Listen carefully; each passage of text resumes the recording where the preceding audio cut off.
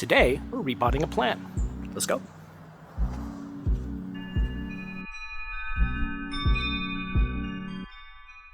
This peace lily was potted up in the wrong kind of soil. Even a week after watering, it was still holding a lot of moisture, which can stress the roots and invite pests like fungus gnats. It's also important to note that this is a glazed pot, which holds moisture longer than something like unglazed clay.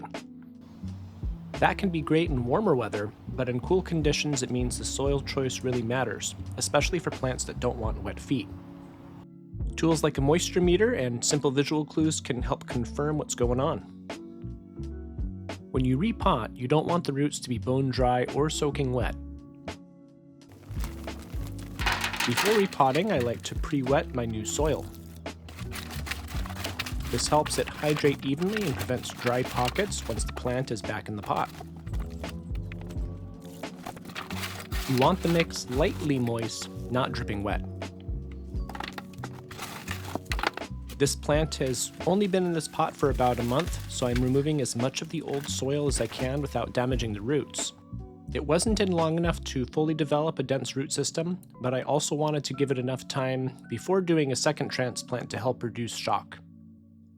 Since it hadn't been watered recently, the excess soil fell away pretty easily, which makes this step pretty simple.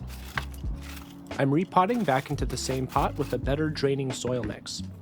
I added a little soil to the bottom, set the plant at the correct height, and then fill in around the sides.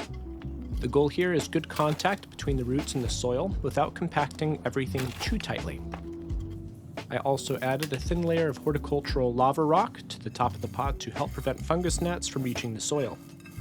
After repotting, I watered lightly to help everything settle in and make sure drainage is working properly. I water until I see just a bit of water coming out of the bottom of the pot. This tells me that the soil has been saturated plenty and I don't need to add any more. Pots should always have a drainage hole so excess water has somewhere to go.